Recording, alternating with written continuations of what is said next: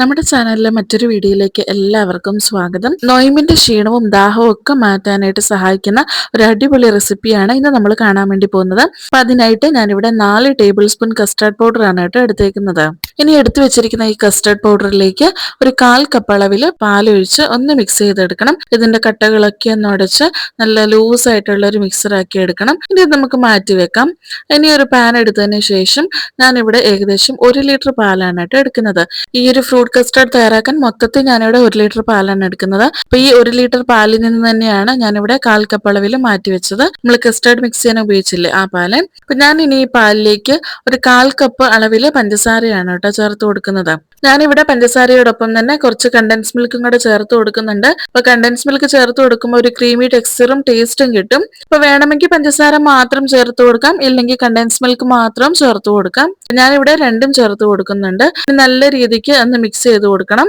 Contents milk ചേർത്ത് കൊടുക്കുന്നതുകൊണ്ട് തന്നെ അടിക്ക് പിടിക്കാനുള്ള ചാൻസ് കൂടുതലാണ്. അപ്പം തുടർച്ചയായിട്ട് ഇളക്കിക്കൊണ്ടിരിക്കണം. ഇനി നല്ല രീതിക്ക് ഒന്ന് തിളച്ച് വരുമ്പം നമുക്ക് നേരത്തെ തയ്യാറാക്കി വെച്ച് നമ്മുടെ ആ കസ്റ്റേർഡിന്റെ മിക്സ് ഇല്ലേ, അപ്പൊ അത് ചേർത്ത് കൊടുക്കണം. ചേർത്ത് കൊടുക്കുന്നതിന് മുമ്പായിട്ട് നല്ല രീതിക്ക് ഒന്ന് മിക്സ് ചെയ്ത് കൊടുക്കണം. കാരണം നമ്മൾ കുറച്ച് സമയം വെച്ചുകൊണ്ട് തന്നെ കട്ടകളൊക്കെ ഫോം ചെയ്തിട്ടുണ്ടാവും. അപ്പൊ അതൊന്ന് നല്ല രീതിക്ക് ഒന്ന് മിക്സ് ചെയ്ത് കൊടുത്തിട്ട് വേണം നമ്മൾ ചേർത്ത് കൊടുക്കാനായിട്ട്. അപ്പൊ ഞാൻ ഈ സമയം ഇതിലേക്ക് കുറച്ച് പിസ്തയുടെ എസൻസും കൂടെ ചേർത്ത് കൊടുക്കുന്നുണ്ട്. അപ്പൊ ടൈഗർ ബ്രാൻഡിലുള്ള പിസ്ത എസൻസ് ആണ് കേട്ടോ ചേർത്ത് കൊടുക്കുന്നത്. ഇത് ഓപ്ഷണൽ ആണ്. നമ്മൾ എടുത്തിരുന്ന കസ്റ്റേർഡ് വാനില ഫ്ലേവറിലായിരുന്നു. അപ്പൊ വേണമെങ്കിൽ വാനില എസൻസ് ഇതിലേക്ക് ഒഴിച്ചു കൊടുക്കാമായിരുന്നു. അപ്പൊ ഞാൻ വാനില എസൻസ് ഒഴിച്ചു കൊടുത്തില്ല. അതിന് പകരമായിട്ട് ഇവിടെ പിസ്ത എസൻസ് ആണ് കേട്ടോ ഉപയോഗിച്ചേക്കുന്നത്. അപ്പൊ നിങ്ങൾക്ക് പിസ്തയുടെ ഫ്ലേവർ ഇഷ്ടമില്ല എന്നുണ്ടെങ്കിൽ വാനില എസൻസ് തന്നെ ഉപയോഗിക്കാം. ഇനി നമ്മുടെ കസ്റ്റേർഡിന്റെ മിക്സ് തുടർച്ചയായിട്ട് ഇളക്കിക്കൊണ്ടിരിക്കണം. കട്ടയൊന്നും പിടിക്കാതെ മിക്സ് ചെയ്തുകൊണ്ടിരിക്കണം. ഇനി നമ്മളിങ്ങനെ മിക്സ് ചെയ്തുകൊണ്ടിരിക്കുമ്പോൾ നമ്മുടെ കസ്റ്റേർഡ് തിക്ക് ആവുന്നത് നമുക്ക് മനസ്സിലാവും. അപ്പൊ ആ സമയം വരുമ്പോൾ നമുക്ക് സ്റ്റോപ്പ് ചെയ്യാം. ഒരുപാട് തിക്കായിട്ടുള്ള ഒരു മിക്സർ അല്ല കേട്ടോ നമ്മൾ പ്രിപ്പയർ ചെയ്യുന്നത്.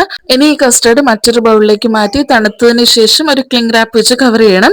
അതിനുശേഷം ഫ്രിഡ്ജിൽ വെച്ചിട്ട് നമുക്കൊന്ന് നല്ല രീതിക്ക് തണുപ്പിച്ചെടുക്കാം. ഇതേ സമയം നമുക്ക് മറ്റൊരു ബൗളിലേക്ക് കുറച്ച് ഫ്രൂട്ട്സ് ഒന്ന് മിക്സ് ചെയ്തെടുക്കാം. അപ്പൊ കുറച്ച് നേന്ത്രപ്പഴവും കുറച്ച് പോമിഗ്രാനറ്റും അതുപോലെ ഒരു ചെറിയ അളവിൽ ഡേറ്റ്സും ഓപ്ഷണൽ ആണ്, വേണമെങ്കിൽ മാത്രം ചേർത്ത് കൊടുക്കാം. ഇനി ഇതിലേക്ക് കുറച്ച് ആപ്പിളും ഗ്രേപ്സും കുറച്ച് പഞ്ചസാരയും കൂടിയാണ് കേട്ടോ ചേർത്ത് കൊടുക്കുന്നത്. ഇങ്ങനെ പഞ്ചസാര ചേർത്ത് കൊടുത്ത് മിക്സ് ചെയ്താൽ ഫ്രൂട്ട്സ് ഒക്കെ നല്ല ടേസ്റ്റി ആയിട്ട് കിട്ടും. നമ്മൾ ഫ്രൂട്ട് സലാഡ് ഒക്കെ തയ്യാറാക്കുമ്പോഴാണെങ്കിലും ഇങ്ങനെ നമ്മൾ പഞ്ചസാരയൊക്കെ ഇട്ട് ഫ്രൂട്ട്സ് ഒന്ന് മിക്സ് ചെയ്ത് വെക്കുകയാണെങ്കിൽ കുറച്ചും കൂടെ ടേസ്റ്റ് കിട്ടും.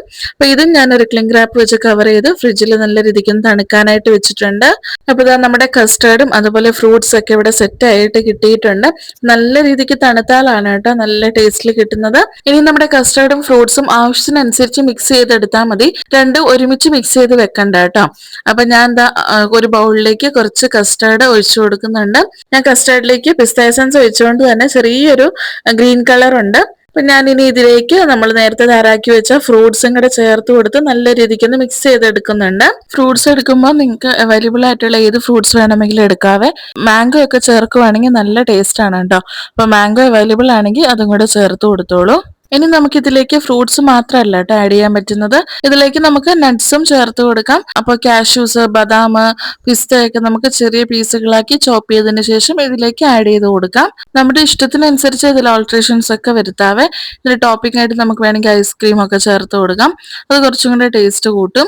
അപ്പൊ അങ്ങനെ എന്ത് വേണമെങ്കിലും നമുക്കിതിൽ വ്യത്യാസങ്ങൾ വരുത്തിയെടുക്കാം. പ്രത്യേകിച്ചും നോയമ്പ് സമയമൊക്കെ ആയതുകൊണ്ട് തന്നെ നല്ലൊരു എനർജി ബൂസ്റ്റർ ആയിരിക്കും. അതോടൊപ്പം നല്ല റിഫ്രഷിങ്ങും ആയിരിക്കും. അപ്പൊ ഞാൻ എന്താ ഇവിടെ നമ്മുടെ കസ്റ്റേർഡിന്റെ മിക്സ് 3 ഗ്ലാസ്സിലായിട്ട് സെർവ് ചെയ്തിട്ടുണ്ട്. അപ്പൊ നിങ്ങൾക്ക് ഇതിന്റെ മുകളിലായിട്ട് എന്ത് വേണമെങ്കിലും വെച്ച് ഡെക്കറേറ്റ് ചെയ്യാം. ഞാൻ കുറച്ച് അനാറാണ് കേട്ടോ ഉപയോഗിച്ചേക്കുന്നത്. അപ്പൊ വേനൽ ചൂട് കൂടി വരികയാണ്. അപ്പൊ നമ്മുടെ ബോഡി ഡീഹൈഡ്രേറ്റ് ആവും. ഈ സമയത്ത് ഫ്രൂട്ട്സ് ഒക്കെ കൺസ്യൂം ചെയ്യുന്നത് നമ്മുടെ ബോഡിക്ക് വളരെ അത്യാവശ്യമായിട്ടുള്ള ഒരു കാര്യമാണ്. അപ്പൊ ഇതേപോലെ എല്ലാവരും ഒന്ന് കസ്റ്റേർഡ് ഒന്ന് ട്രൈ ചെയ്ത് നോക്കണം. നമ്മുടെ കയ്യിൽ ഏത് ഫ്രൂട്ട്സ് ആണുള്ളത് അത് വെച്ച് നമുക്ക് ചെയ്തെടുക്കാം. അപ്പൊ നിങ്ങൾക്ക് ഈ കസ്റ്റേർഡിന്റെ റെസിപ്പി ഇഷ്ടപ്പെട്ടെങ്കിൽ തീർച്ചയായിട്ടും ഒന്ന് ലൈക്ക് ചെയ്യാനും അതുപോലെ ചാനൽ ഒന്ന് സബ്സ്ക്രൈബ് ചെയ്ത് സപ്പോർട്ട് ചെയ്യാനും മറക്കല്ലേ.